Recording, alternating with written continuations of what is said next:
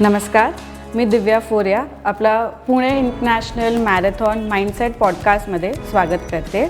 Today we have our very own nutritionist Apurva Kumbhakoni with us. Welcome ma'am. Thank you so much. We very well know that nutrition is sport specific. So what are the unique aspects of nutrition for marathon? Okay, so marathon हा sport endurance कॅटेगरीमध्ये येतो. Marathon event approximately 2 ते 6 तास चालतो. Energy expenditure ranges from 2000 to 3000 kilo calories depending on weight of the runner. So marathon रनरचं diet plan करताना ते sport specific असतं, त्याचप्रमाणे ते पर्सन स्पेसिफिकसुद्धा असतं. प्रत्येक रनरचं बॉडी कॉम्पोजिशन काय आहे, एज काय आहे, ओव्हरऑल फिटनेस स्टेटस काय आहे, अशा अनेक गोष्टी कन्सिडर करून न्यूट्रिशनल रिक्वायरमेंट्स कॅल्क्युलेट केल्या जातात. त्यामुळे मॅरेथॉन रनरचं डाएट स्पोर्ट स्पेसिफिक आहे आणि पर्सन स्पेसिफिक आहे. आता आपल्याकडे वेळ कमी आहे, so briefly I will tell you की युनिक ॲस्पेक्ट्स काय काय आहेत मॅरेथॉन न्यूट्रिशनचे. सगळ्यात पहिलं आहे रिफ्युएलिंग ड्युरिंग द रन. कारण मॅरेथॉन स्पोर्टमध्ये रिफ्युएलिंग करण्यासाठी आपल्याला कुठलाही ऑफिशियल ब्रेक मिळत नाही. So runners are eating while they are running. That brings numerous challenges. कारण आपण जे काय पदार्थ त्यांना सजेस्ट करतो आहे रिफ्युएलिंगसाठी ते प्रॅक्टिकली फिजिबल पाहिजेत, इझिली कॅरी करता आले पाहिजेत आणि कन्व्हिनियंटली यूज करता आले पाहिजेत वाईल रनिंग. फॉर एक्झाम्पल, मी धावते आहे तर मला पटकन स्पोर्ट्स बारचं रॅपर उघडता आलं पाहिजे किंवा एड स्टेशनवरनं बाटली पटकन घेता आली पाहिजे आणि ती ओपन करून पिता आली पाहिजे. आणि ह्या सर्व ॲक्टिव्हिटीजचा कमीत कमी परिणाम रनरच्या पेसवर होणं अपेक्षित आहे. आणि मग हे सगळं खाल्ल्यानंतर ते फास्ट डायजेस्ट झालं पाहिजे, ॲब्झॉर्ब झालं पाहिजे आणि त्याच्यातले न्यूट्रियंट्सची फास्ट डिलिव्हरी एक्सरसाइजिंग मसलला झाली तरच आपण फटीग डिले करू शकतो. त्यामुळे रिफ्युएलिंग स्ट्रॅटेजीज डिझाईन करताना प्रत्येक ॲथलीटचे प्रॅक्टिकल डिफिकल्टीज काय आहेत ते कन्सिडर करावं लागतं. नंतर फिजिओलॉजिकल डिमांड्स काय आहेत ते कन्सिडर करून मग आपण इनोव्हेटिव्ह सोल्युशन्स डिझाईन करतो जेणेकरून फटीग डिले करून they can maintain their pace during running. Second aspect आहे ॲथलीट्स गट. कारण प्रत्येक रनरला वेगवेगळे GI प्रॉब्लेम्स होत असतात pre, during, post running. So across all sports disciplines GI problems are common. But during performance, GI symptoms are more prevalent among marathon runners and ultra endurance athlete. आता marathon इव्हेंटमध्ये आपण बघतो काही काही वेळेला लोक वॉमिट करतात किंवा रनिंग करताना स्टूल्स डेफिकेट करतात. आता हे सगळे प्रॉब्लेम्स होण्यामागे महत्त्वाचं कारण आहे splanchnic hypoperfusion as a result of redirection of blood supply towards exercising muscle. म्हणजे आपण रनिंगला सुरुवात केली की डायजेस्टिव्ह सिस्टमचा ब्लड सप्लाय आपण म्हणूया शट ऑफ केला जातो आणि एक्सरसाइजिंग मसलकडे रिडायरेक्ट केला जातो, ज्यामुळे आपण ऑक्सिजन न्यूट्रियंट डिलिव्हरी जी आहे ती एफिशियंटली करू शकतो. ह्याचा परिणाम म्हणून जेव्हा आपण फूड इंजेस्ट करतो वाईल रनिंग, सो एका बंद मशीनमध्ये जेव्हा तू खाणं घालतो इट रिॲक्ट्स टू इट आणि त्याच्यामुळे GI प्रॉब्लेम्स ट्रिगर होतात. त्यामुळे प्रत्येक रनरचा गट कम्फर्ट काय आहे ते कन्सिडर करून we have to select foods ज्याच्यामुळे गट कम्फर्ट रिस्टोअर केला जाईल आणि रनिंग जे आहे ते विदाऊट एनी GI सिम्पटम्स आपण करण्याचा प्रयत्न करतो. सो ते युनिक ॲस्पेक्ट आहे. आणि सेकंड म्हणजे रिहायड्रेशन स्ट्रॅटेजीज. कारण marathon being outdoor sport, environment plays a crucial role in marathon performance. कारण ह्युमन परफॉर्मन्स एन्व्हायरमेंटल कंडिशनमुळे अफेक्ट होतो आहे, especially sweat rate. Hot and humid कंडिशनमध्ये आपण जास्त स्वेट करणार आहोत. पाणी आणि इलेक्ट्रोलाइट शरीराच्या बाहेर पडले की बॉडी डिहायड्रेट व्हायला लागते आणि त्याच्यामुळे परफॉर्मन्स डेक्रिमेंट्स होतात. आता काही काही वेळेला मॅरेथॉन इव्हेंटमध्ये आपण बघतो ज्या रनरचं स्वेट ड्रिप होतं आहे they cross finish line not by running, by walking, because they are so exhausted की ते पूर्णपणे त्यांचं स्पीड रिडक्शन होतं अँड दे स्टार्ट वॉकिंग. कारण dehydration is one of the major contributing factors to fatigue.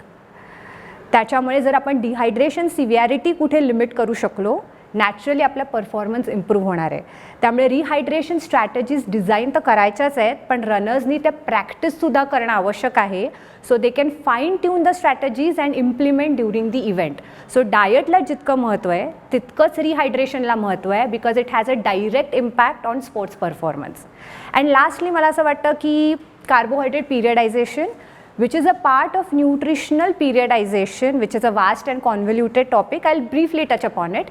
ह्याच्यामध्ये आपण काय करतो की प्रत्येक एक्सरसाइज सेशन काय आहे, त्याच्या फिजिओलॉजिकल डिमांड्स काय आहेत आणि आपल्याला कुठलं फिजिओलॉजिकल ॲडॅप्टेशन अचीव करायचं आहे हे आपण कन्सिडर करणार आहोत. आणि जसं ट्रेनिंग फेज बदलते तसं ॲथलीटचं डायट रिॲडजस्ट केलं जातं, म्हणजे आपण पीक परफॉर्मन्स अचीव करू शकतो. मॅरेथॉन रनरच्या डायटमध्ये out of all the nutrients carbohydrate is majorly periodized. So we use 2 concept, train high आणि ट्रेन लो. सो ट्रेन हायमध्ये इंटरनल कार्बोहायड्रेट स्टोअर्स आपले ऑप्टिमल ठेवण्यासाठी आणि आपल्याला एक्सरसाइजमध्ये कार्बोहायड्रेट रिफ्युएल करायचं आहे, त्याच्यासाठी आपण हाय कार्बोहायड्रेट डाएट प्रिस्क्राईब करतो, ज्याच्यामुळे आपले ओव्हरऑल कार्बोहायड्रेट मेटाबॉलिझम जे आहे ती इम्प्रूव्ह होते. आणि ट्रेन लो या कॉन्सेप्टमध्ये पहिलं ट्रेनिंग सेशन परफॉर्म केलं दिवसाचं की सेकंड ट्रेनिंग सेशनच्या आधी कार्बोहायड्रेट पूर्णपणे डाएटमध्ये रिस्ट्रिक्ट केलं जातं. सो आपण लो कार्बोहायड्रेट डाएट प्रिस्क्राईब करतो, ज्याच्यामुळे during exercise fat metabolism improve होते, मायटोकॉन्ड्रियल बायोजेनेसिस होतं आणि इतर certain sets of physiological adaptation आपण अचीव करू शकतो. सो अशा प्रकारे आपलं काय टार्गेट आहे आणि आपल्याला काय अचीव करायचं आहे हे कन्सिडर करून मॅरेथॉन रनरच्या डाएटमध्ये कार्बोहायड्रेटचं अमाऊंट, टायमिंग आणि क्वालिटी, क्वांटिटी हे सगळं पिरियडाइज होतं डिपेंडिंग अपॉन एक्सरसाइज रेजिम. आणि मला असं वाटतं म्हणून हे एक युनिक फीचर आहे. असे अनेक इतर गोष्टी आहेत, पण they become a person specific, की तुमच्यासमोर रनर काय आहे, त्याची बॅकग्राऊंड काय आहे, मग आपण बाकीच्या गोष्टी आणखीन फाईन ट्यून करतो. So I think refuel during the run, athletes gut, rehydration strategies and carbohydrate periodization are some crucial nutritional aspects of marathon nutrition. Ma'am, as you said that refueling is very important for marathons during the running phase. So what are the carbohydrate refueling guidelines for marathon running? आपल्याला डाएटमधनं जे carbohydrate मिळतं ते आपण आपल्या मसलमध्ये आणि लिव्हरमध्ये glycogen या फॉर्ममध्ये store करतो.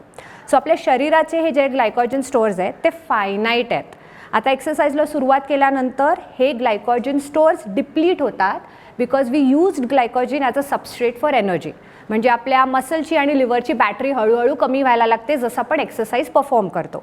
आता ड्युरेशन आणि इंटेन्सिटी वाढली एक्सरसाइजची की ही बॅटरी पूर्णपणे डाऊन म्हणजे कमी झाल्यामुळे आपल्याला साहजिकच फटीग येणार आहे. आता marathon is a long duration spot, त्याच्यामुळे आपल्याला फटीग डिले करायचा आहे, तर ड्युरिंग स्पॉट कार्बोहायड्रेट रिफ्युएलिंग करणं अतिशय आवश्यक आहे. सो आपण बाहेरनं बॅटरी प्रोव्हाइड करतोय जेव्हा आपली मसल आणि लिव्हरची बॅटरी डाऊन होते, सो आपला परफॉर्मन्स मेंटेन राहू शकतो. General carbohydrate refuelling guidelines therefore depend upon your exercise duration and intensity, and these guidelines ranges from 30 grams of carbohydrate per hour up to 90 grams of carbohydrate per hour, आणि ultra endurance इव्हेंटमध्ये it can go up to 120 grams of carbohydrate per hour. आता ह्या स्केलवरती आपले intensity काय आहे आणि duration काय आहे ते आपण बघायचं आहे आणि मग अमाऊंट ॲडजस्ट करायचे. मी एक्झाम्पल ड्युरेशनचं देते म्हणजे तुझ्या लक्षात येईल की आपण हे कसं ॲडजस्ट करणार आहोत. सो जर कोणी एक्सरसाइज 30 to 40 मिनिट्स करत आहे आणि एक्सरसाइजला सुरुवात करण्याच्या आधी ग्लायकोजन स्टोअर्स ऑप्टिमल आहेत, म्हणजे तुझी मसलची आणि लिव्हरची बॅटरी फुल चार्जड आहे आणि आता तू एक्सरसाइजला सुरुवात केलीस, तर minimal amount of carbohydrate you need to refuel because internal body stores are sufficient to support short duration exercise. पण एक्सरसाइज ड्युरेशन किंवा आपण म्हणूया स्पोर्ट्स परफॉर्मन्सचं ड्युरेशन 1 ते 1.5 तास आहे, then you need to consume 30 grams of carbohydrate per hour. If duration is 2.5 hours, 60 grams of carbohydrate per hour, आणि 2.5 तासापेक्षा जास्त ड्युरेशन होत असेल तर 90 grams ऑफ कार्बोहायड्रेट पर आवर. आता ह्या ड्युरेशनमध्ये तू इंटेन्सिटी वाढवत गेलास तर शॉर्ट ड्युरेशनसाठी पण high amounts of carbohydrate consume करावे लागतील, कारण carbohydrate oxidation rate will increase because of the intensity. I give example of half marathon. जर हाफ मॅरेथॉनमध्ये कोणी नोवाईस रनर पार्टिसिपेट करतोय then he should consume 30 grams of carbohydrate per hour. Well trained experienced recreational athlete can consume between 30 to 60 grams, and competitive athlete can consume up to 60 grams of carbohydrate per hour. For full marathon, novice runners can consume 30 to 60 च्या रेंजमध्ये, recreational athlete can consume up to 60 grams of carbohydrate, and well trained competitive athletes can consume between 60 to 90 grams of carbohydrate per hour. आता ह्याच्यामध्ये जशी तुझी running duration कमी होती आहे पण सायमल्टेनियसली तुझा पेस वाढत जाणार आहे, त्यामुळे जरी शॉर्ट ड्युरेशन असेल तरी तुला हायर अमाऊंट्स ऑफ कार्बोहायड्रेट लागतील. आता इंटरेस्टिंग गोष्ट अशी आहे की आपला जो GI ट्रॅक आहे त्याची single source of carbohydrate absorb करण्याची कपॅसिटी लिमिटेड आहे. For example let's say glucose.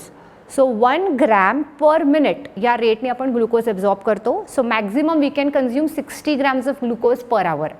अशा वेळेला जेव्हा रनर्सला हायर अमाऊंट कन्झ्युम करायच्या आहेत they have to consume multiple transportable carbohydrate, म्हणजे असे स्पोर्ट्स प्रोडक्ट्स ज्याच्यामध्ये कार्बोहायड्रेटचे वेरियस फॉर्म्स आहेत, glucose, fructose, maltodextrin, sucrose etcetera, जे कमर्शियल आपल्याला बेवरेजेस, जेल्स आणि बार्समध्ये आपल्याला हे मल्टिपल ट्रान्सपोर्टेबल कार्बोहायड्रेट मिळतात. आता ह्याच्यामुळे आपण ही ॲब्झॉर्प्शन कपॅसिटी जी आहे ती एन्हान्स करू शकतो, कारण आपण गटमध्ये व्हरायटी ऑफ कार्बोहायड्रेट ॲब्झॉर्ब करणारे ट्रान्सपोर्टर चॅनल्स युटिलाइज करणार आहे. सो बिकॉज आपल्या प्रॉडक्टमध्ये ग्लुकोज पण आहे, फ्रक्टोज पण आहे, माल्टोडेक्स्ट्रीन्स पण आहे, त्यामुळे आपण वेरियस चॅनल्समधनं कार्बोहायड्रेट ॲब्झॉर्ब करतो, त्यामुळे ते जे बॅरियर आहे ते आपण क्रॉस करू शकतो. आता हे higher amounts of carbohydrate consume करताना आपल्याला गट ट्रेनिंग करणं आवश्यक आहे, कारण जेव्हा आपण 60 grams and above carbohydrate consume करतो तेव्हा GI प्रॉब्लेम्स ट्रिगर होऊ शकतात बिकॉज ऑफ माल ॲब्झॉर्प्शन. त्यामुळे आपण ट्रेनिंग द गट ही प्रोसेस फॉलो करायला रनर्सला सांगतो. कार्बोहायड्रेटचे जे काय तुमचे फ्युएलिंग रिक्वायरमेंट्स आहेत ते पूर्ण करण्यासाठी तू ड्रिंक वापरू शकतो, sports drink, carbohydrate gels, bars, या सगळ्याचं मिक्स अँड मॅच कॉम्बिनेशन करून रिक्वायर्ड अमाऊंट जी आहे ती आपण अचीव करू शकतो.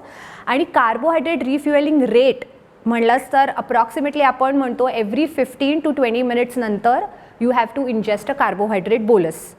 For example, if you are going to consume a sports drink, then 150-200 ml every 15 to 20 minutes you have to consume.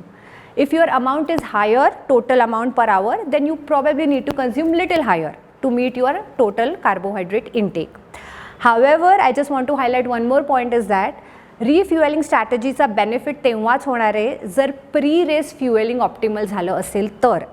बऱ्याचदा जे रनर 90 ग्रॅम्स कार्बोहायड्रेट कन्झ्यूम करतात they become ignorant about their pre race fuelling under the impression की during the race मी ते compensate करतो कारण माझे amounts हाय आहेत. पण असं होत नाही, कारण प्री रेस फ्युएलिंग जेव्हा आपण काही खातो तेव्हा आपली टोटल एक्सरसाइज कपॅसिटी वाढते, कारण जेव्हा आपण आधी खाणार आहोत तेव्हा मसलची आणि लिव्हरची आपण बॅटरी चार्ज करतो आहे. त्यामुळे जेव्हा फुल बॅटरीमध्ये आपण एक्सरसाइज सुरू करतो किंवा रनिंगला सुरुवात करतो आणि मग आपण रिफ्युएलिंग करतो तेव्हा आपली जी फटीक आहे तो आपण बऱ्यापैकी डिले करू शकतो. सो सक्सेसफुल मॅरेथॉन रनिंगसाठी both the things are important, pre race fuelling and optimal refueling during the run. Lots of the times we have seen that the runners, they experience lots of gastric discomfort. So can you throw light on what are the symptoms or what are the causes for this GI disturbances? Okay, so GI problems are common across all sports disciplines. आणि आपण बघतो की variety of pre, during आणि post exercise problems ॲथलीट्सना होतात in general. मग त्याच्यामध्ये hyper acidity असेल, फ्लॅट्युलन्स असतील, इंडायजेशन असेल, कॉन्स्टिपेशन असेल, त्याच्यानंतर ड्युरिंग एक्सरसाइज अनेक इतर प्रॉब्लेम्स आपण कॉमनली बघतो. आता हे diverse GI problems they generally stem from a complex interaction between physiological and psychological alterations during exercise. Unfortunately the exact mechanism is unknown, कारण एका वेळेला रनरला अनेक प्रॉब्लेम्स होऊ शकतात. So simultaneously he is experiencing a lot of GI issues. So it is difficult to pinpoint which is causing what. पण generally म्हणलं तर प्रीडॉमिनंटली 3 कारणं आहेत, न्यूट्रिशनल, फिजिओलॉजिकल आणि सायकोलॉजिकल. हावेवर आपला वेळ कमी असल्यामुळे मी ड्युरिंग रन काय काय प्रॉब्लेम्स होतात त्याचे 2-3 एक्झाम्पल्स देते, म्हणजे तुझ्या लक्षात येईल की हे एक्झॅक्टली कसं होतं आहे. सगळ्यात पहिलं तर vomiting and nausea is very common during the run. Nutritional reason आहे चुकीचं meal timing. If you eat large volume of food in close proximity तर ते फूड डायजेस्ट करायला आपल्याला सफिशियंट टाईम मिळत नाही आणि रनिंगला सुरुवात केल्यानंतर गॅस्ट्रिक रिफ्लक्स येतो आणि ते सगळे अन्नपदार्थ वर यायला लागतात आणि वॉमिटिंग ट्रिगर होतं. किंवा आपलं मील कॉम्पोजिशन चुकलं आहे, म्हणजे आपण high fibre, high fat, spicy, oily असं काहीतरी चमचमीत खाल्लं आहे आणि इमिजिएटली रनिंगला सुरुवात केली तर त्याच्यामुळे गॅस्ट्रिक रिफ्लक्स जो आहे तो ट्रिगर होतो. हायपरटोनिक कार्बोहायड्रेट बेवरेजेस म्हणजे फ्रूट ज्यूसेस, कारण ते हेल्दी आहेत असं प्रमोट केलं जातं, त्यामुळे बऱ्याचदा लोक ड्युरिंग एक्सरसाइज फ्रूट ज्यूस पितात, पण तो कॉन्सन्ट्रेटेड कार्बोहायड्रेट सोर्स आहे आणि त्याच्यामुळे GI प्रॉब्लेम्स ट्रिगर होतात. त्याच्यानंतर आपल्या स्पोर्ट्स फूड्समध्ये असे काही इन्ग्रेडियंट्स ॲड केले असतात त्याच्यामुळे GI लायनिंगला इरिटेशन होऊन आपल्याला नॉशियस वाटू शकतं. For example caffeine. आपल्याकडे कॅफिनेटेड स्पोर्ट्स ड्रिंक पण आहेत, कॅफिनेटेड जेल्स पण अवेलेबल आहेत आणि बऱ्याचदा कॅफिन लोक घेतात ड्युरिंग ॲक्टिव्हिटी आणि त्याच्यामुळे नॉशियस खूप वाटतं आणि त्याच्यामुळे नंतर पुढचं रिफ्युएलिंग स्ट्रॅटेजीज सगळ्या ज्या आहेत त्या गडबडतात, कारण तुम्हाला एकदा नॉशिया सुरू झाला की काही खावत नाही आणि साधं पाणी पण पिवत नाही. फिजिओलॉजिकल रिझन मी आधी म्हणलं की आपला ब्लड सप्लाय जो आहे डायजेस्टिव्ह सिस्टीमचा तो रिडायरेक्ट होतो जेव्हा आपण रनिंगला सुरुवात करतो. अशा वेळेला GI लायनिंगमध्ये खूप साऱ्या कॅस्केड्स ऑफ रिॲक्शन्स होतात आणि जे GI लायनिंग आहे इन शॉर्ट आपण म्हणूया ते डॅमेज्ड होतं बिकॉज तिकडे ब्लड सप्लाय जात नाही आहे. हे डॅमेज लायनिंग जेव्हा फूडच्या कॉन्टॅक्टमध्ये येतं, मग ते काही असू दे, पाणी असू दे, ड्रिंक असू दे, any food when it comes in contact with that आपल्याला GI सिम्पटम्स ट्रिगर होतात, त्याच्यामुळे वॉमिटिंग होऊ शकतं. दुसरं, रनिंगला सुरुवात केल्यानंतर हार्मोनल सिक्रिशन जे एक्सरसायझिंग हार्मोन्स म्हणतो किंवा ज्याला कधी हॅपी हार्मोन्स असं म्हटलं जातं, ते सिक्रीट होतात आपल्या सगळ्यांच्या शरीरात आणि त्याच्यामुळे काही काही जणांना नॉशिया येऊ शकतो. डिहायड्रेशन आणि hypoglycaemia also triggers nausea during running. आणि लास्टली आपले सायकॉलॉजी, त्याचा परिणाम GI कम्फर्टवर होतो. आपल्याला जेव्हा टेन्शन येतं तेव्हा आपण म्हणतो की माझ्या पोटात गोळा आला आहे. जेव्हा आपण एक्साइटेड असतो तेव्हा आपण म्हणतो butterflies are flying in my stomach. So इमोशन्सचा डायरेक्ट इम्पॅक्ट गट कम्फर्टवर होतो. सो रनिंगच्या वेळेला especially competitive runners when they get nervous किंवा परफॉर्मन्स प्रेशर असेल तर वॉमिटिंग ट्रिगर होऊ शकतं. नेक्स्ट कॉमन सिम्पटम आहे urge to have a bowel movement during the run. रनिंगला सुरुवात केल्यानंतर बाथरूम यूज करण्याचं सेन्सेशन होतं. सो सायंटिफिक लिटरेचरमध्ये यू विल बी सरप्राईज 40% रनरनी रिपोर्ट केलं आहे that they experience this. So when they start running त्यांना वॉशरूमला जावं असं वाटतं, बाउल मोमेंट ट्रिगर होते. सिव्हिअर डायरिया होऊ शकतो, पोटात क्रॅम्प्स येतात आणि मग बऱ्याचदा runners especially competitive athlete who cannot stop in between they defecate stools while they are running. So it is quite severe आणि very much prevalent among the runners. Nutritional कारण आहे, जर आपलं मील कॉम्पोजिशन चुकलं आहे, हाय फायबर फूड आपण consume करतो आहे प्री रेस मीलमध्ये, दॅट कॅन ट्रिगर. नंतर हायर अमाऊंट्स ऑफ कार्बोहायड्रेट, म्हणजे आपण 70 ग्रॅम्स 80 ग्रॅम्स कार्बोहायड्रेट रिफ्युएल करणार आहे पण त्याच्या आधी आपण गट ट्रेनिंग केलं नाही आहे तर कार्बोहायड्रेट मॅलॲब्झॉर्प्शनमुळे होऊ शकतं. हायपरटोनिक कार्बोहायड्रेट बेवरेजेस आपण जर कन्झ्युम केले, ज्युसेस, एनर्जी ड्रिंक्स, त्याच्यामुळे ट्रिगर होतं. आणि काही स्पोर्ट्स सप्लिमेंट्स आहेत जसं सोडियम बायकार्बोनेट जे बफर आहे, बऱ्याचदा ते लोक कन्झ्युम करतात टू इन्क्रीज द आपली बफरिंग कपॅसिटी. आणि सोडियम बायकार्बोनेटमुळे ऑस्मोटिक शिफ्ट होतं, आपल्या गटमध्ये वॉटर इफ्लक्स होतं आणि मग आपल्याला डायरिया होतो आणि त्याच्यामुळे मग परफॉर्मन्स करताना बाथरूमला जाण्याचं सेन्सेशन होऊ शकतं. फिजिओलॉजिकल रिझन जे आधी मी सांगितलं, ब्लड सप्लाय आपला रिडायरेक्ट होतो आहे त्याच्यामुळे हे सगळे प्रॉब्लेम्स होत आहेत. ॲडिशनली मी म्हणेन की धावताना GI जो ट्रॅक आहे तो अप अँड डाऊन जॉटलिंग होतं आहे त्याचं. सो त्या up and down movement can trigger a bowel movement. आणि lastly psychology, performance anxiety is a very common reason. Tension pressure जेव्हा येतं कॉम्पिटेटिव्ह ॲथलीट्सना, बऱ्याच ॲथलीटना डायरिया होतो during the run. Okay, so last मी एक्झाम्पल देते. साईड स्टिच, लेफ्ट किंवा राईट साईडला ॲबडॉमिनलला एक ऑड ठिकाणी सिव्हिअर क्रॅम्प येतो आणि तो रिपिटेटिव्हली येत राहतो आणि इट इज सो सिव्हिअर की स्पीड रिडक्शन होतं, पण काही काही वेळेला athletes withdraw from the event because of excruciating pain. Reason is unknown, but हे ऑब्झर्व केलं आहे की जर आपण खूप लार्ज व्हॉल्यूममध्ये बेवरेजेस कन्झ्युम करायला लागलो तर ते ट्रिगर होऊ शकतं. किंवा फिजिओलॉजिकल फटीक आल्यानंतर रनरचा बॉडी पोश्चर चेंज होतं. काही काही वेळेला ते पुढे झुकून धावतात, काही काही वेळेला एका साईडला बेंड झालेले असतात आणि ते रन करतात. सो जेव्हा इनकरेक्ट बॉडी पोश्चरनी रनर्स धावतात तेव्हा हे क्रॅम्प्स येऊ शकतात. सो आय एम शुअर आत्तापर्यंत तुझ्या लक्षात आलं असेल की there are many reasons behind this GI problems. त्यामुळे सोल्युशन्स पण मल्टीफॅक्टोरियल आहेत. पण न्यूट्रिशन सोल्युशनमध्ये सगळ्यात पहिलं you need to check your meal timing. There has to be a gap of at least 2 to 3 hours between meal and running, जेणेकरून sufficient time मिळेल डायजेशनला. Then change your meal composition, low fibre, low fat, low protein, less spicy, less oily, something as simple as bread jam, banana, sports bar तुम्ही घेऊ शकता किंवा cornflakes with skim milk, असं basic तुम्ही जर खाल्लं कार्बोहायड्रेट रिच स्नॅक ते पटकन डायजेस्ट होणार आहे. त्याच्यानंतर को इंजेक्शन ऑफ प्रोडक्ट्स, कारण आपण रिफ्युएलिंग करताना ड्रिंक पण घेणार आहे, मग आपण लगेच जेल खाणार आहे, मग लगेच बार खाणार आहे. हे सगळे गोष्टी पोटात जाऊन हायपरटोनिक होतात, म्हणजे पोटात गेल्यानंतर त्यांचं कार्बोहायड्रेट कॉन्सन्ट्रेशन वाढतं, कारण बारला डायजेस्ट व्हायला वेळ लागतो आहे, ड्रिंक पटकन डायजेस्ट होत आहे. So their digestion timing is different. त्यामुळे जर कोणाला जे प्रॉब्लेम होत असेल तर आम्ही सांगतो की तुम्ही हे को इंजेक्शन जे तुमचे कॉम्बिनेशन्स आहेत ते चेंज करा, त्याच्यामुळे फायदा होऊ शकतो. Then ingredients, you should select a simple multiple transportable carbohydrate product because this is not the time to consume vitamin C, BCAA, beta alanine and all of that.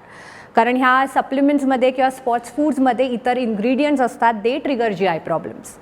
Lastly you have to track your carbohydrate intake. सुरुवातीला runners बरोबर हिशोब ठेवतात की किती litre मी drink प्यायलं आहे, साधं पाणी किती प्यायलं आहे, जेल किती सॅचेट्स खाल्ले आहेत.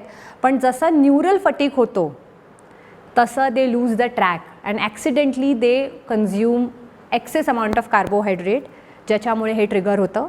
आणि lastly the most effective solution I feel is the training the gut. In that process we manipulate meal volume, composition and timing to restore gut comfort. I think this is the most effective solution.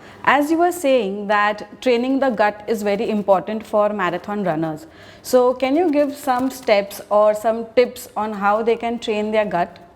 Okay. A substantial body of scientific evidence supports the fact that gut is highly trainable and adaptable. The gut and transport proteins within it adapt to nutrient specific dietary modifications. For example, जर तू हाय carbohydrate diet follow करायला सुरुवात केली तर naturally तुझ्या गटमध्ये carbohydrate absorb करणारे जे transport proteins आहेत किंवा रिसेप्टर्स आहेत त्याची संख्या वाढणार आहे. सो त्याचं अपरेग्युलेशन होतं. ओके, आता गट ट्रेनिंग अशा रनर्सला आपण रेकमेंड करतो ज्यांना GI problems during the run जास्त प्रेव्हलंट आहेत आणि त्याच्यामुळे त्यांचं स्पीड रिडक्शन होतं आहे आणि त्यांचं रनिंग पेस कॉम्प्रोमाइज्ड होतं आहे. गट ट्रेनिंग वीकमधनं अशा ट्रेनिंग सेशनला करायचं आहे जे इझी रनिंग डे आहे किंवा रिकव्हरी सेशन आहे, लो इंटेन्सिटी आहे. कारण ट्रेनिंगला सुरुवात केल्यानंतर हे सगळे सिम्पटम्स सिव्हिअरली होणार आहेत. हाय क्वालिटी ट्रेनिंग आपल्याला कॉम्प्रोमाइज करायचं नाही आहे किंवा ते कुठे खराब होऊ नये म्हणून easy training day, recovery runs, low pace running, light running या सेशनला आपण गट ट्रेनिंग करायचं ॲडवाईज करतो. जनरली गट ट्रेनिंगला सुरुवात केल्यानंतर 1 ते 2 आठवड्यामध्ये you see a significant amount of difference. पण मल्टिपल सिम्पटम्स असतील तर it may take longer than a month for a gut to restore its comfort. अनेक मेथड्स याच्यामध्ये वापरल्या जातात. सगळ्यात पहिलं तर आपण आपलं गॅस्ट्रिक एम्प्टिंग रेट फास्ट करण्यासाठी, म्हणजे आपण खातो त्याच्यानंतर ते पदार्थ पोटात जातात, मग ते पुढे ढकलले जातात इंटेस्टाईनमध्ये आणि ते फॉलो होतं. आता हा जो त्यांचा ट्रान्झिशन पिरियड आहे त्याला आपण फास्ट करू शकतो जेणेकरून गट लवकर एम्प्टी झालं की आपले सिम्पटम्स देखील कमी होतात. त्याच्यासाठी आपण during exercise large volumes of beverages ingest करायला सांगतो. You can start with water first, then switch to ORS and then finally you can switch to sports drink. त्याच्यानंतर कार्बोहायड्रेट ट्रान्सपोर्ट टॉलरन्स आणि ॲब्झॉर्प्शन कपॅसिटी एन्हान्स करण्यासाठी overall high carbohydrate diet देतो. पण एक्सरसाइजमध्ये आपण 60 grams and above carbohydrate refuel करायला सांगतो. So we start with the drink first, then we introduce a gel and then we add a bar. जसा comfort आपला वाढत जातो आणि मग मिक्स अँड मॅच करून हे गोष्टी त्यांना प्रॅक्टिस करायला सांगतात. सो ॲक्च्युअल मॅरेथॉनमध्ये काय रिफ्युएलिंग स्ट्रॅटेजी फॉलो होणार आहे, म्हणजे किती ग्रॅम कार्बोहायड्रेट खाणार आहे आणि कुठले प्रॉडक्ट्स वापरणार आहे हे खाऊन मग रनरला ट्रेनिंग करायला सांगतं जेणेकरून गट will become use two of eating carbohydrate in certain fashion.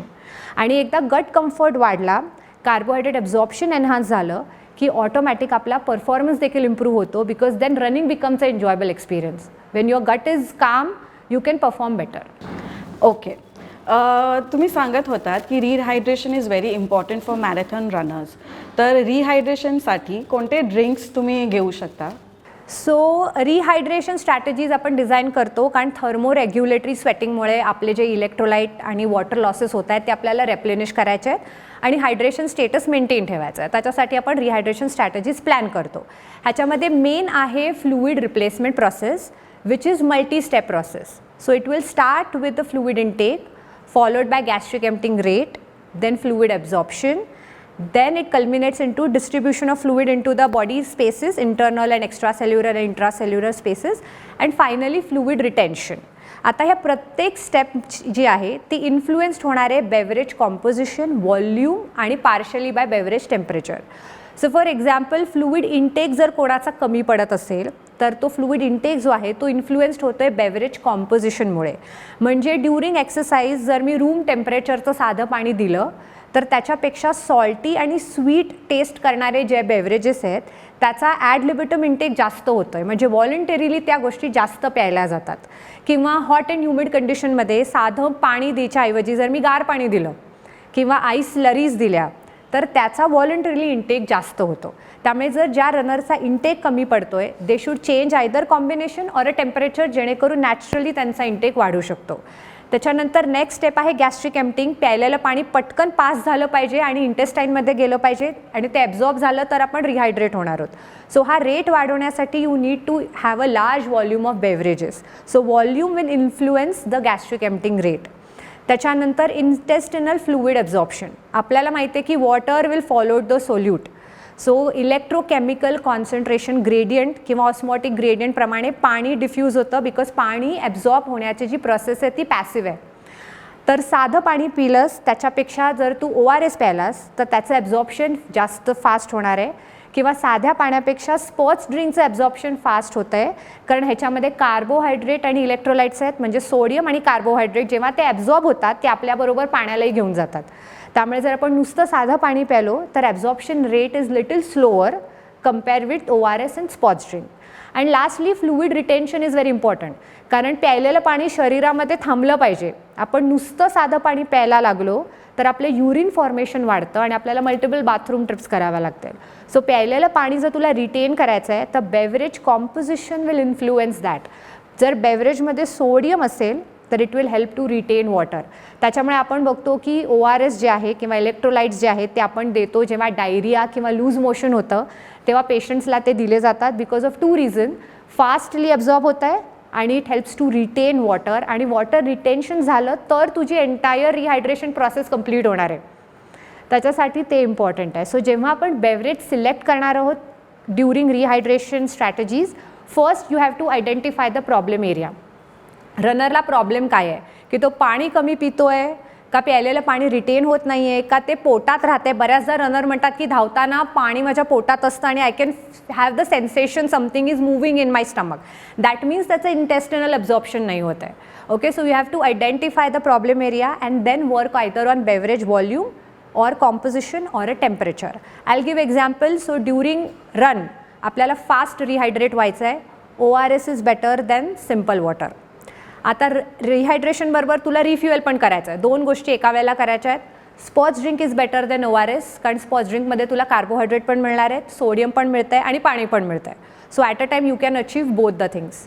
Post run fast recovery करायची आहे. अशा वेळेला milk based beverages are better. So तू जर बनाना मिल्कशेक घेतला, चॉकलेट मिल्कशेक घेतला कारण त्याच्यामधनं कार्ब्स पण मिळत आहेत, प्रोटीन मिळतं आहे.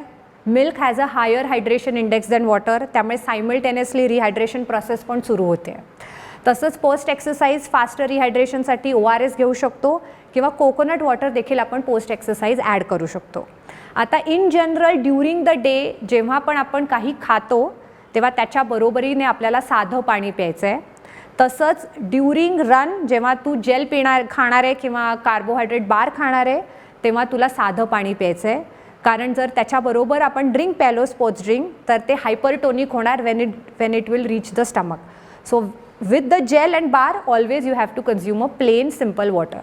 Apart from that आपण आपल्या डाएटमध्ये टी, कॉफी, मिल्क, नंतर lassi, buttermilk, coconut water, fruits and veggies having high moisture content include करू शकतो. सो हे सगळं आपल्या टोटल वॉटर इंटेकमध्ये कॉन्ट्रीब्यूट करेल आणि इन जनरल आपण हायड्रेशन जे आहे ते मेंटेन ठेवू शकतो. So first you need to identify the problem area and then work on your beverage choice. Okay, आपण बघतोय मार्केटमध्ये खूप सारे स्पोर्ट्स फूड्स अवेलेबल आहे. So which of these can the marathon runners include in their diet? Okay, so first of all let's understand the concept of sports food. It is to meet your higher nutritional requirements conveniently when meeting nutritional requirements from natural food is inconvenient or impractical. These sports foods are designed to deliver higher amounts of energy and micronutrient in compact size meal. So they are not meant for a casual munching or tea time snack कारण ती आजकाल fashion आहे T time स्नॅकला बार खायचं किंवा protein cookie खायचं. A strategic placement of these sports foods in the diet is absolutely necessary to avoid unwanted weight gain. कारण आपण healthy म्हणून हे खातोय, मंचिंग करतोय पण it comes with a huge amount of calories आणि ते लक्षात ठेवणं गरजेचं आहे. मार्केटमध्ये व्हरायटी ऑफ स्पोर्ट्स फूड्स आहेत. I feel it's endless variety so it is difficult to pick and choose but I will give 2 examples. Will start with the bars. तर आपल्याकडे एनर्जी बार्स आहेत, जिम बार आहे, nutri बार आहे, काप cookie आहे, protein cookie आहे, अशी खूप व्हरायटी आहे. अप्रॉक्सिमेटली या प्रॉडक्टमधनं आपल्याला 150 टू समवेअर 500-600 किलो कॅलरीज मिळतात. Carbohydrate ranges from 10 to 60 grams. Protein ranges from 10 to 25 grams. And generally fat थोडं higher sideला असतं ह्या सर्व productsमध्ये. Popular ingredientमध्ये cranberries are very popular in this type of products. Nuts, oil seeds मिळतील तुला ह्याच्यामध्ये. त्याच्यानंतर chocolate, dark chocolate, काही काही प्रॉडक्ट्समध्ये वे प्रोटीन BCAA पण ॲड करतात. जॅगरी, हनी, ऑर्गॅनिक हनीसुद्धा ॲड केलेलं असतं. आता हे बार्स हे एनर्जी डेन्स असल्यामुळे आपण pre during post exercise as a part of meal म्हणून कन्झ्युम करू शकतो. फॉर एक्झाम्पल मी ऑफिसमधनं डायरेक्ट जिमला जाणार आहे, तर on the way I can have a bar as a pre exercise meal. और मी जिम करून ऑफिसला जाते तर पोस्ट एक्सरसाइज मीलमध्ये रिकव्हरीसाठी मी हा बार कन्झ्युम करू शकते. ड्युरिंग एक्सरसाइज ट्रेनिंग द गट ही प्रोसेस जेव्हा आपण फॉलो करतो तेव्हा आपण हे बार्स यूज करू शकतो. कार्बोहायड्रेट लोडिंगसाठी वापरू शकतो, किंवा आपण जर ट्रॅव्हल करतो आहे कॉम्पिटिशनला तर फ्लाईटमध्ये, ट्रेनमध्ये we can consume this bar. Okay, so second set of products are drinks. ह्याच्यामध्ये पण खूप व्हरायटी आहे. इलेक्ट्रोलाइट ड्रिंक्स, अनेक कंपनी आहेत, फ्लेवर्स आहेत. आणि electrolyte beverages are designed for a faster rehydration. त्यामुळे जेव्हा जेव्हा आपल्याला रिहायड्रेट करायचं आहे, I think first choice has to be electrolytes. Second set of beverages sports drink आहेत. त्याच्यामध्ये पण व्हरायटी आहे, फ्लेवर्स आहेत. आणि काही काही स्पॉट्स ड्रिंक कॅफिनेटेड असतात. काही ड्रिंक्समध्ये विटॅमिन C असतं, काही ड्रिंक्समध्ये ग्लुटामाइन ॲड केलेलं असतं. पण ideal situation to consume sports drink is during exercise for refuelling आणि ट्रेनिंग द गट. त्याच्यासाठी आपण हे ड्रिंक्स वापरू शकतो. हायर अमाऊंट्स ऑफ कार्बोहायड्रेट जेव्हा आपल्याला खायचं आहे आणि गटला ट्रेन करायचं आहे तेव्हा you should always start with the drink first. Apart from that you have a carbonated beverages, ते अवॉइड करायचे आहेत सगळे कोलाज बिलास जे आहेत. Caffeinated beverages you can consume before and during exercise. आणि जे एनर्जी ड्रिंक्स आहेत, ज्युसेस आहेत, ते पण अवॉइड करायचे because they are concentrated source of carbohydrate and they generally trigger GI problems. Next set of products are protein powders. Whey protein, BCAA, glutamine, casein, creatine monohydrate, ह्याच्यात पण भरपूर variety आहे, flavours आहेत, अनेक कंपनीज आहेत. Generally मी म्हणेन की ideal time to consume a protein powder is during resistance training phase. जेव्हा तुम्ही मसल बिल्डिंग करताय, हायपरट्रोफी करताय, तुम्ही ओव्हरलोडिंग करताय, so you are lifting weights in the gym, that is the ideal time. किंवा व्हेजिटेरियन ॲथलीट्स जेव्हा ते ट्रॅव्हल करतात तेव्हा ते प्रोटीन पावडर्स घेऊन ट्रॅव्हल करू शकतात, कारण बाहेर प्रोटीन ऑप्शन्स तेवढे मिळत नाही ट्रॅव्हलिंगच्या वेळेला. किंवा एखाद्या रनरला स्ट्रेस फ्रॅक्चर झालं आहे, नी इंजुरी झाली आहे, बेड रेस्ट आहे, तेव्हा रिहॅब प्रोसेसमध्ये जेव्हा एनर्जी इंटेक आपण रिस्ट्रिक्ट करतो, कारण आपल्याला वेट गेन करायचं नाही आहे, ॲथलीट इज बेड बाउंड, त्यावेळेला आपण प्रोटीन पावडर्स कन्झ्युम करू शकतो to preserve lean body mass and to attenuate muscle protein breakdown. Lastly मी म्हणेन कार्बोहायड्रेट जेल्स, कन्फेशनरीज, चूज आपल्याला मिळतात. ह्याच्यामध्ये पण खूप फ्लेवर्स आहेत. काही काही जेल्स कॅफिनेटेड आहेत आणि ह्याच्यामध्ये approximately 20 to 25 grams of carbohydrate आपल्याला मिळतात. आणि ideal time to consume gel is during exercise or you can have it as a part of gut training. So sports फूडची खूप व्हरायटी आहे मार्केटमध्ये. जेव्हा तुम्ही परचेस करायला जाल तेव्हा first step is you have to identify when you are going to consume the product and accordingly you select the product, read the label carefully, understand the ingredients, त्याचा क्वांटिटी काय आहे, स्टोरेज कंडिशन काय आहे, बजेटमध्ये fit होतं आहे का नाही ते बघणं गरजेचं आहे. आणि तुमच्या कॅलरिक इंटेकमध्ये ते फिट होतं आहे का नाही हे बघून मग तुम्ही प्रॉडक्ट सिलेक्ट करू शकता. So just like sports food which are available in the market, we see there are lots of sports supplements which are available. So can you throw some light on which of these supplements can the marathon runners consume? Okay, so मी सांगते in general जेव्हा आपण supplement purchase करायला दुकानात जातो तेव्हा it's like a child in candy shop. So much variety आणि आपण कन्फ्यूज होतो की काय घ्यायचं, कारण प्रत्येक कॅटेगरीमध्ये भरपूर ब्रँड्स आहेत. सप्लिमेंट्सवरती खूप अट्रॅक्टिव्ह ऑफर्स असतात. हे घेतलं तर हे फ्री, प्रोटीन सप्लिमेंट घेतली तर shaker free. So they are very lucrative offers आणि आपण कन्फ्यूज होतो की कसं सिलेक्ट करायचं. So I come to that but I will clarify few points first. It is important to understand that supplements are not a magic pill. त्यामुळे असं नाही आहे की मी मॅरेथॉन रनिंग परस्यू करते म्हणजे सप्लिमेंट घेतल्याशिवाय काही माझ्या आयुष्यामध्ये होणार नाही. It's not like that. They are not a magic pill. They don't contain a superior quality of nutrient than natural products. असं नाही आहे की कॅल्शियम टॅबलेटमधलं calcium is far superior than milk. It is not like that. Then supplements are meant to bridge the gap between your intake and your requirement. So they are not meant to replace a natural food. मला भाज्या नाही आवडत आहेत, I will have multivitamin. It will not work, कारण majority of सप्लिमेंटच्या लेबलवरती लिहिलेलं आहे की you have to consume a supplement with a balance diet. So they are meant to supplement the balanced diet and not to replace that. So that is very, very important. And lastly, you have to take a supplement when there is a need. So it is important to understand there is a difference between need and want. Most of the times runners, they want to consume a supplement, but they actually don't need it. तो supplement मला गरज आहे का नाही हे तपासण्यासाठी first you have to meet a qualified nutritionist and evaluate your diet, की तुमच्या डाएटमध्ये काय गोष्टी लॅकिंग आहेत, आणि पहिलं डाएट मॉडिफाय करा. Second step, do blood test and do fitness test to identify problem areas. For example, माझं इंड्युरन्स कपॅसिटी वाढत नाही आहे, probably I am iron deficient, because haemoglobin जो आहे ते ऑक्सिजन कॅरी करतं. जर मी आयर्न डेफिशियंट असेल, अशा वेळेला मी सायमल्टेनियसली कितीही वे प्रोटीन कन्झ्युम केलं तरी माझं इंड्युरन्स कपॅसिटी वाढणारच नाही आहे, because the problem area is iron and not the protein. A lot of times काही पण ॲथलीटच्या लाईफमध्ये चुकतं आहे म्हणलं की पहिले ते प्रोटीन सप्लिमेंट विकत घेतात. So you have to do a blood test and identify the problem area, do a fitness test and identify where you are lacking. ट्रेनिंगमध्ये काय मॉडिफिकेशन होऊ शकतं का, you have to do these steps first, आणि मग तुम्ही न्यूट्रिशनिस्टच्या सल्ल्याने supplement protocol design केला पाहिजे, ज्याच्यामध्ये डोस काय आहे ते ठरवलं जातं, फॉर्म ऑफ सप्लिमेंट काय घ्यायचं आहे, म्हणजे मी कॅल्शियम कार्बोनेट घेऊ का सिट्रेट घेऊ का कॅल्शियम मॅलेट घेऊ, बिकॉज बाजारामध्ये प्रत्येक प्रॉडक्टचे अनेक व्हेरिएशन्स आहेत, एक्झॅक्टली मी काय घ्यायला पाहिजे. So you have to decide that. Then decide the timing, सकाळी घ्यायचं आहे, जेवणाबरोबर घ्यायचं आहे, एम्प्टी स्टमक घ्यायचं आहे, and then you have to decide the duration. प्रत्येक सप्लिमेंट ठराविक काळानंतर आपल्याला बंद करायची आहे, वर्षानुवर्ष घ्यायची नाही आहे. Especially way protein is most abuse supplement. अनेक वर्ष लोक वे प्रोटीन घेत आहेत and they don't know the exact reason why they are consuming. आता वे प्रोटीनमध्ये एका स्कूपमध्ये तुला 20 ते 25 ग्रॅम ऑफ प्रोटीन मिळतं आहे, पण त्याच्या बरोबरीने you are consuming emulsifiers, stabilisers, artificial sweeteners, colouring agent, flavouring agent, आणि हे सगळे केमिकल्स खाल्ल्यामुळे गट मायक्रोबायोम अफेक्ट होत आहे, डायजेस्टिव्ह एफिशियन्सी कमी होते आणि GI प्रॉब्लेम्स होत आहेत, especially constipation and hyper acidity. जेव्हा तुम्ही प्रोटीन सप्लिमेंट बंद करता ऑटोमॅटिक ॲसिडिटी कमी होते. So you have to identify की मी किती दिवस ती सप्लिमेंट घेतली पाहिजे. सो ह्याला आम्ही म्हणतो supplement protocol. So first design your supplement protocol. एकदा ह्या सगळ्या गोष्टी तुमच्या हातात असल्यानंतर then you go to purchase a supplement. Generally लोक सेल्फ प्रिस्क्राईब घेतात, म्हणजे दुकानात जाऊन इन्क्वायरी करतात की मी काय घेऊ, आणि मग कन्फ्युज्ड होतात. I always tell my athlete की have a protocol, so you know exactly काय ड्युरेशन आहे, काय अमाऊंट आहे, कुठल्या फॉर्म ऑफ सप्लिमेंट मला घ्यायचे, and then I am purchasing a supplement. अशा वेळेला आपल्याला थर्ड पार्टी टेस्टेड सप्लिमेंट घ्यायची आहे.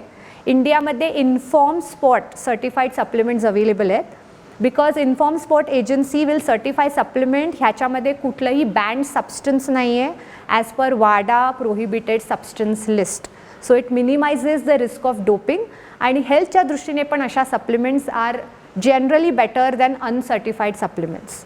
आपल्याला बार कोडवरती जो बॅच नंबर आहे तो इन्फॉर्म स्पॉटच्या वेबसाईटवर जाऊन टाईप करून क्रॉस चेक करायचं आहे की हे सर्टिफिकेट व्हॅलिड आहे का नाही, and then you can purchase a supplement from a authorised dealer or a shop or from a authorized website. Don't purchase a supplement from a shopping website, कारण higher amounts of discount असतात तिकडे, 70% off, 80% off, पण a lot of times though supplements are adulterated किंवा ते duplicate supplements असतात. So ते खाऊन बरेच हेल्थ प्रॉब्लेम्स होतात आणि काही काही वेळेला डोपिंग टेस्ट पण पॉझिटिव्ह येते. दो द लेबलवरती सर्टिफिकेट आहे थर्ड पार्टी टेस्टेड, पण जर सप्लिमेंट अडल्ट्रेटेड असेल तर that label is of no use. त्याच्यामुळे ऑथराईज वेबसाईटवरनं किंवा डीलरकडनं you can purchase a supplement. Okay, so which are the performance supplements which will be beneficial for the marathon performance? So International Olympic Consensus statement नुसार handful of supplements have a robust scientific data for safety, efficacy and permeability in sport. आपण जेव्हा supplement घेतो तेव्हा आपल्याला पहिले scientific data तपासून बघायचा आहे की माझ्या स्पोर्ट्स कॅटेगरीला ही सप्लिमेंट लागू होते का नाही. So marathon running comes under endurance sport. So first you identify की XYZ सप्लिमेंट इंड्युरन्स स्पोर्टला बेनिफिशियल आहे का नाही. Then you narrow it down to the running specifically की ही सप्लिमेंट रनिंग ॲक्टिव्हिटीसाठी चालते का नाही, and then you can identify the supplement. So based on this scientific data, Australian Institute of Sport have categorized supplement into ABCD category. त्याच्यामध्ये ए कॅटेगरीमध्ये ज्या supplements आहेत इन जनरली त्याच्या मागे आपल्याकडे खूप चांगला सायंटिफिक एव्हिडन्स आहे आणि जनरली त्या सप्लिमेंट्समध्ये आपल्याला कन्सिस्टंटली पॉझिटिव्ह रिझल्ट आलेत लॅब स्टडीजमध्ये पण आणि फील्ड स्टडीजमध्ये पण. आता ए कॅटेगरीमध्ये आपल्याला न्यूट्रिशनल सप्लिमेंट्स आहेत म्हणजे आपल्या विटॅमिन डी असेल आणि बाकी न्यूट्रियंट्स जे आहेत, स्पोर्ट्स फूड्स जे आहेत बार्स जेल्स वगैरे ते सुद्धा ए कॅटेगरीमध्ये येतात आणि काही परफॉर्मन्स सप्लिमेंट्स जे आहेत त्या पण ए कॅटेगरीमध्ये येतात. I give example of those supplements. सगळ्यात पहिले caffeine has shown a consistently positive result on endurance performance. कॅफिनमुळे परसेप्शन ऑफ एफर्ट कमी होतं म्हणजे it will mask pain and fatigue. ते जे फीलिंग आहे ना ते मास्क होतं, आपला विजिलन्स इम्प्रूव्ह होतो आणि इन जनरली रनिंग स्टडीजमध्ये देखील कॅफिनचे पॉझिटिव्ह रिझल्ट आले आहेत. So caffeine runners can consume 60 to 90 minutes before run आणि सेकंड सर्विंग आपण घेऊ शकतो एव्हरी 2 hours कारण कॅफिनचं ड्युरेशन जे आहे ते 2 तास आहे म्हणजे 2 तासांनी ते पीक होणार आहे आपल्या ब्लडमध्ये कॅफिन कॉन्सन्ट्रेशन. सो आपण प्री एक्सरसाइज 2 तास आधी कन्झ्यूम करणार, एक्सरसाइजला सुरुवात केल्यानंतर we can keep repeating the caffeine dose every 2 hours depending upon आपली स्ट्रॅटेजी काय आहे. हवेवर कॅफिनचा एक प्रॉब्लेम आहे की जे कॅफिन सेन्सिटिव्ह आहेत किंवा रिस्पॉन्डर्स ज्याला म्हणतो आपण त्यांना इन्सोमनिया होऊ शकतो जर तुम्ही लेट इव्हनिंग कॅफिन कन्झ्यूम केलं तर. सो मॉर्निंग इव्हनिंग सेशन असेल तर AM सेशनला कॅफिन घेतलं तर जास्त बेटर आहे, PM सेशनला शक्यतो अवॉइड करावं. सेकंड, कॅफिनमुळे नॉशिया होतो ड्युरिंग रन बऱ्याच वेळेला, पाल्पिटेशन होतं, हार्टबीट्स वाढतात आणि काही रनर्समध्ये एन्झायटी ट्रिगर होते. So you have to practise before you implement in actual marathon event की तुम्हाला ते कसं सूट होतं आहे and then you can readjust the dose. जर हायर अमाऊंट्सला पाल्पिटेशन होत आहे then you reduce the dose and go to a lower end and probably that will be more beneficial. Next supplement is nitrate जे आपल्याला beetroot किंवा certain green leafy व्हेजिटेबल्समधनं मिळतं. So आपण 400 ते 500 ग्रॅम बीटचा कॉन्सन्ट्रेटेड ज्यूस बनवला. ते जे पिंक कलरचं पाणी आहे त्याच्यामध्ये आपण इंटरेस्टेड आहोत कारण नायट्रेट इज वॉटर सॉल्युबल. तर ते नायट्रेट जे आहे थोडक्यात त्याच्यामुळे आपली इंड्युरन्स कपॅसिटी वाढते, एस्पेशली टाईप 1 मसल फायबर जे आपण मॅरेथॉन रनिंगमध्ये यूज करतो, स्लो ट्विच मसल फायबर आहेत, त्याचं कॉन्ट्रॅक्शन एफिशियन्सी वाढते नायट्रेटमुळे. वेझो डायलेटर आहे नायट्रेट, ऑक्सिजन डिलिव्हरी इम्प्रूव्ह होते, it reduces economy cost of the effort, त्यामुळे आपण जास्त चांगलं परफॉर्म करू शकतो नायट्रेट कन्झ्यूम करून. Nitrate works better in novice and amateur runners. जर कोणी रिसेंटली मॅरेथॉन रनिंगला सुरुवात केली आहे आणि त्यांनी नायट्रेट कन्झ्यूम केलं त्यांना substantial amount of progress feel होईल compared with somebody who is a professional runner or a competitive athlete. त्याच्यामध्ये मार्जिनल गेन्स आहेत बिकॉज तुमचं ट्रेनिंग स्टेटस वेगळं आहे, तुमचं एक्सपिरियन्स लेवल वेगळं आहे आणि बॉडीचं physiological adaptation differs between the novice and competitive athlete. So novice runners can definitely try consuming beetroot juice. आपण मॅरेथॉन इव्हेंटच्या आधी 1 आठवड्यापासून हे लोड करू शकतो. So 60 to 90 minutes before your exercise if you drink concentrated beetroot juice तुमचं overall इंड्युरन्स performance improve होणार आहे. फक्त ह्याच्यामध्ये 2 गोष्टी आहेत. काही वेळेला गट डिस्कम्फर्ट होऊ शकतो म्हणजे पोटात क्रॅम्प्स येऊन डायरियासारखं होऊ शकतं. So then you have to increase the gap little longer म्हणजे मग तुम्ही 3 तास गॅप ठेवून प्या जेणेकरून तुम्ही एकदा वॉशरूम यूज करून मग एक्सरसाइजला सुरुवात करू शकता. आणि बऱ्याचदा नायट्रेट जेव्हा आपण रेग्युलरली कन्झ्यूम करतो तेव्हा आपले stools and urine can become pink in colour because of the beetroot colour pigments. It is harmless, त्याच्यामुळे काही हेल्थला प्रॉब्लेम नाही आहे, फक्त त्या कलर पिगमेंटमुळे स्टूल्सचा आणि युरिनचा कलर चेंज होऊ शकतो. काही वेळेला athlete they freak out, they feel they are passing blood, पण तसं नाही आहे, it is because of beetroot.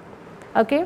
And lastly मी म्हणेन during training phase beta alanine जे बफर आहे, इंट्रासेल्युलर बफर आहे, ते आपण घेऊ शकतो जर आपल्याला फटीग डिले करायचा असेल तर. Again depending upon the dose you can split the dose आणि ब्रेकफास्ट लंच डिनरमध्ये आपण खाऊ शकतो. We have to consume it before exercise every time at least 6 to 90 minutes before. फक्त बीटा ॲलनिनचा प्रॉब्लेम आहे की त्यांनी पॅरास्थेशिया होतो, स्किनवर रॅशेस येतात आणि टिकलिंग सेन्सेशन होतं, somebody's like putting a pins on your skin, तसं होतं. Health wise it is harmless but certainly it is a lot of discomforting. त्यामुळे जर आपण ते मील बरोबर कन्झ्यूम केलं म्हणजे ब्रेकफास्ट नंतर मी बीटा ॲलनिन घेतलं तर हा इफेक्ट जो आहे तो सबसाईड होऊ शकतो आणि it is like a tolerable, ते आपण कन्झ्यूम करू शकतो. आणि मी म्हणेन creatine monohydrate especially during resistance training phase आपल्याला लीन बॉडी मास गेन करायचा आहे, आपल्याला चांगले मसल ॲडॅप्टेशन्स करायचे आहेत, तर रिकव्हरीसाठी देखील creatine monohydrate is better. Bed रेस्टच्या वेळेला लीन बॉडी मास रिटेन करण्यासाठी सुद्धा creatine monohydrate is better. Only thing is that creatine मोनोहायड्रेटमुळे ट्रान्झियंट वेट गेन होतं because it holds water inside the muscle. Hydro loving आहे ते, त्यामुळे थोडंसं वजन वाढल्यासारखं वाटू शकतं. So it is better to consume creatine monohydrate during training phase rather than actually on the event day. Current runners, they don't prefer feeling heavy while they are running. So it is better if they consume during training phase.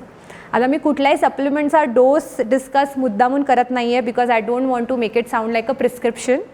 मी आपल्या ऑडियन्सला encourage करेन की तुम्ही हे discussion carry forward करा तुमच्या nutritionist बरोबर.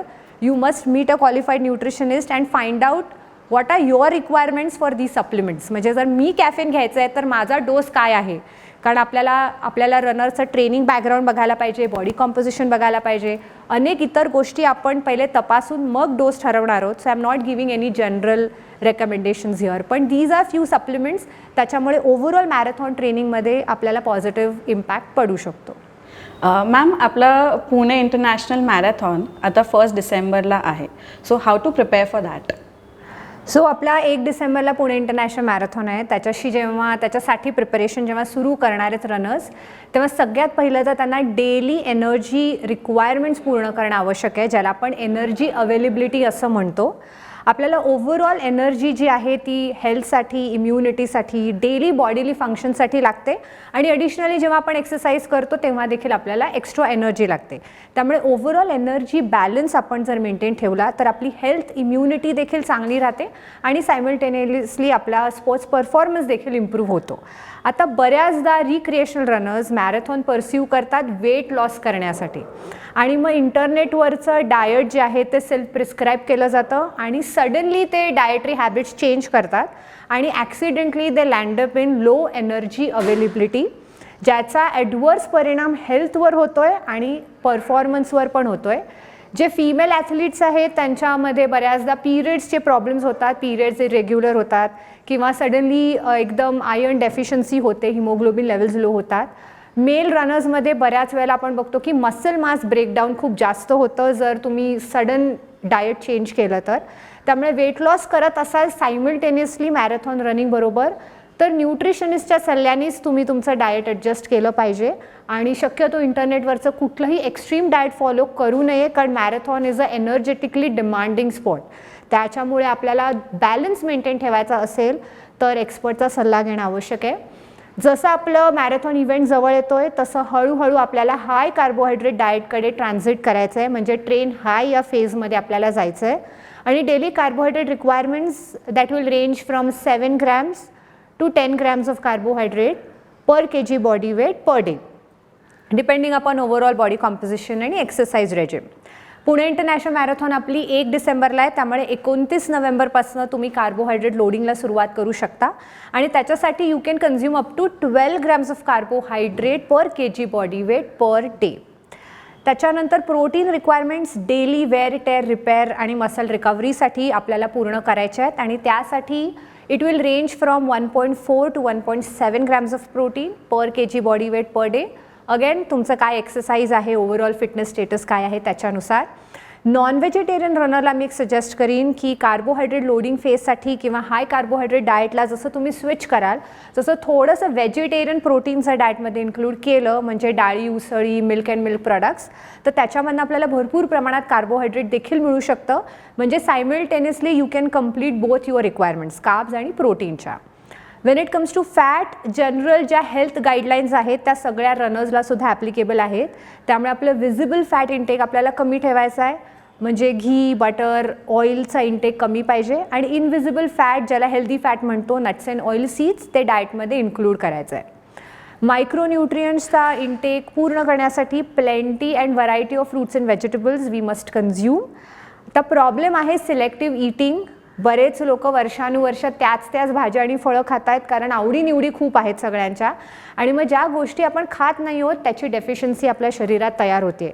त्यामुळे सीझन बदलला की डाएटमधलं भाज्यांचं आणि फळांचं कॉम्बिनेशन सतत बदलत ठेवा आणि व्हरायटी इन्क्लूड करा, जेणेकरून सर्व रिक्वायरमेंट्स तुमच्या डाएटच्या मार्फत पूर्ण होऊ शकतात.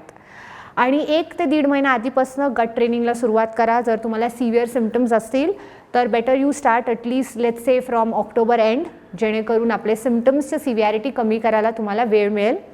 नंतर पुणे इंटरनॅशनल मॅरेथॉनच्या वेळेला जो काही तुमचा रिफ्युएलिंग डाएट प्लॅन असेल, ज्या काही स्ट्रॅटेजीज असतील त्या तुम्ही नोव्हेंबरपासून प्रॅक्टिस करायला सुरुवात करा. So you can readjust your combinations आणि प्रॉडक्ट्स जे तुम्ही वापरणार आहात त्याच्यात तुम्ही एक्सपेरिमेंट करू शकता. आणि लास्टली मी म्हणेन की हेल्थ चेकअप आणि फिटनेस सर्टिफिकेट डॉक्टरकडनं घेणं आवश्यक आहे to avoid health emergencies during marathon run. बऱ्याचदा रिक्रिएशनल रनर्सच्या बाबतीत काय होतं की जसा त्यांचा फिटनेस इम्प्रूव्ह व्हायला लागतो सो दे फील बेटर, कपडे बरोबर फिट होत आहेत, काही काही वेळेला आपल्या कपड्यांचा साईज कमी होतो आहे. So we are in that happy zone की माझं ट्रेनिंग परफेक्ट चालू आहे and I am feeling better, आणि मग औषधं गोळ्यांकडे थोडंसं इग्नोर केलं जातं. बीपीची गोळी विसरली जाते, डायबिटीसची गोळी विसरली जाते. So you have to understand that health is your priority first. Healthy तुम्ही असाल तर डेफिनेटली परफॉर्मन्स देखील इम्प्रूव्ह होणार आहे. त्यामुळे आपल्याला कुठलीही हेल्थ इमर्जन्सी नको आहे पुणे इंटरनॅशनल मॅरेथॉनच्या इव्हेंटमध्ये. You should take a doctor certificate, health checkup करा. आणि लास्टली मी म्हणेन consistency is absolutely necessary when it comes to diet and exercise. असं नाही आहे की मी एक्सरसाइज सेशन मिस करते and to compensate that I am consuming a supplement or I am following some extreme diet. It will not work like that. त्यामुळे daily exercise is important, balanced diet consumption is important, no cheat day, no cheat meal हे concept sports nutrition मध्ये applicable नाही आहेत. Each and every meal is important because your sport is endurance and it is highly demanding. आणि of course हेल्थची काळजी घेऊन overall तुम्ही तुमच्या डाएटकडे लक्ष देऊन you can prepare for Pune international marathon. Ma'am, marathon mindset पॉडकास्टमध्ये तुम्ही सहभागी झालात त्याबद्दल आपला खूप आभार. Thank you. To know more about our upcoming events and episodes, you can follow us on Facebook and Instagram. And if you wish to contact Ms. Apurva Kumbhakoni, we have shared her details in the description. Thank you.